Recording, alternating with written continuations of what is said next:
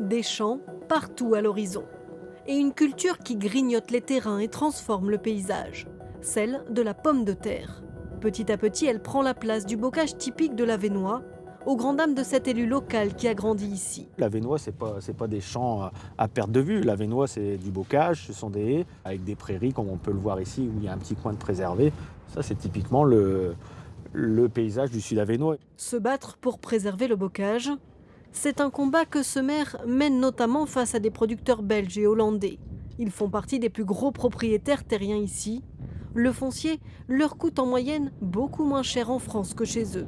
Alors l'élu redoute qu'ils rachètent à nouveau 100 hectares de prairies bientôt à vendre. C'est plus qu'inquiétant parce que là on est à 500 mètres de la frontière belge.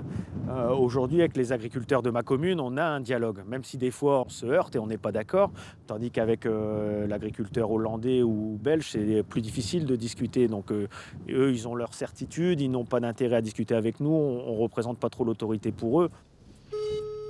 Nous avons plusieurs fois tenté de joindre le producteur hollandais principalement visé par l'élu, sans réponse. Des terrains férocement disputés pour planter des pommes de terre, une situation de plus en plus fréquente selon le représentant des producteurs de la région. Car pour les agriculteurs, ce tubercule a aujourd'hui beaucoup de valeur. Certains diront que c'est une montagne de pommes de terre. En fin de compte, c'est beaucoup d'eau et un peu de matière sèche. Comment vous expliquez cet attrait ? Pour satisfaire un besoin. Pour satisfaire un besoin et parce que aussi, les conditions économiques aujourd'hui autour de la production de pommes de terre sont assez satisfaisantes, quoi. Un cours des pommes de terre avantageux, des contrats définis à l'avance avec l'industrie. Résultat, plus 105% de terrain dédiés à ce tubercule dans l'Avesnois en près de 15 ans, sans compter les perspectives économiques à venir. Les usines de frites poussent comme des champignons dans la première région productrice de France. Le numéro 1 mondial du secteur en a déjà installé 2 dans le nord. Un géant belge doit en créer une de plus d'ici 2 ans. Alors les producteurs français s'organisent, achètent en commun des machines pour réduire les coûts, rester compétitifs.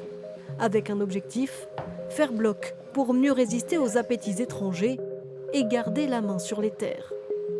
Il faut aussi du patriotisme par rapport à ça. Chercher le plus offrant qui se situe au Luxembourg, aux Pays-Bas, et que son voisin soit obligé d'aller alimenter l'emploi industriel, c'est un peu dommage, quoi. Des enjeux économiques avec des conséquences à la clé. À cause de la multiplication des champs de culture, ce sont des prairies, des haies qui disparaissent, moins 5% en 10 ans. Et cela aggrave des phénomènes climatiques. Forcément, ça change tout l'écosystème. On fait déjà le constat aujourd'hui que sur des secteurs où il y a moins de haies, il y a plus de ruissellement, plus d'érosion. Donc qu'est-ce qu'on veut demain ? Des barrières naturelles, alors que les inondations se multiplient avec le réchauffement climatique. Les champs de pommes de terre, une bataille qui n'a pas fini de diviser le Nord.